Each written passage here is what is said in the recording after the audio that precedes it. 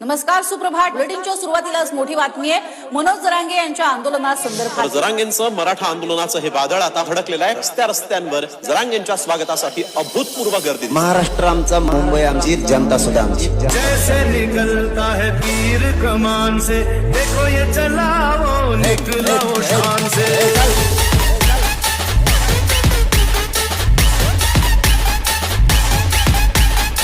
मी Faizan Hashmi Patil backlog संघटनेचा अध्यक्ष म्हणून इथं बोलतोय.